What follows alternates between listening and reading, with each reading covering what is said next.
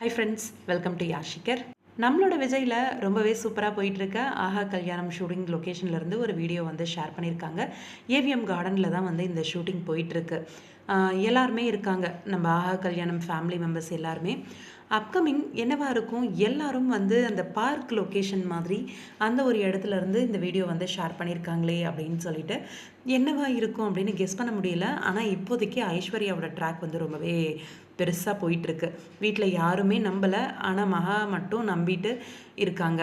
மகா வந்து நான் வந்து அவள் தப்பானவ இல்லைன்னு நான் ப்ரூஃப் பண்ணுறேன் அப்படின்ற மாதிரி சொல்கிறாங்க. வீட்டில் எல்லாருக்கும் தெரிஞ்சுதான்னு தெரியல. ஆனால் இந்த விஷயம் வந்து மகாவுக்கு தெரிஞ்சு மகா வந்து இப்போ சூர்யா கிட்ட சொல்லியிருக்காங்க. சூர்யாவுக்கு சுத்தமாக நம்பிக்கை இல்லை. இந்த விஷயம் இன்னுமே வெடிக்கும். ஸோ ரொம்பவே எல்லாருமே சந்தேகப்படுவாங்க. இதில் கௌதமும் சந்தேகப்பட்டு அவளை வீட்டை விட்டு வெளியில் துரத்தணும் அப்படின்னு ட்ரை பண்ணுவாங்க. அந்த டைம் தான் கரெக்டாக வந்து நம்ம ஐஸ்வர்யா வந்து கன்சீவாக இருக்கிறது அப்படிங்கிற ஒரு உண்மை தெரியும். இந்த டைமும் பொய் சொல்கிறாளோ அப்படின்னு யோசிப்பாங்க ஒரு ஃபேமிலியே. தெலுங்கு சீரியலோட அந்த ஸ்டோரியை வந்து நம்ம எல்லாரும் கெஸ் பண்ணுறோம் அப்படின்னு சொல்லி கொஞ்சம் போல் டிஃப்ரெண்ட் பண்ணி எடுக்கிறதா எடுத்துகிட்டு இருக்காங்க.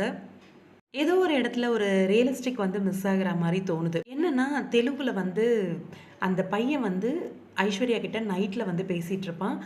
ஐஸ்வர்யா கையை பிடிச்சி இழுத்து பேசிகிட்டு இருப்பான். அந்த டைம் வந்து மகாவும் பார்ப்பாங்க, சூர்யாவும் பார்ப்பாங்க. மகா பார்த்துட்டு பலார்னு ஒரு அறை விட்டு கண்டிப்பாங்க, இந்த வேலையெல்லாம் இனிமேல் வச்சுக்காத அப்படின்ட்டு. அதே இடத்துல சூர்யாவும் பார்த்துட்டு சந்தேகப்படுவார்.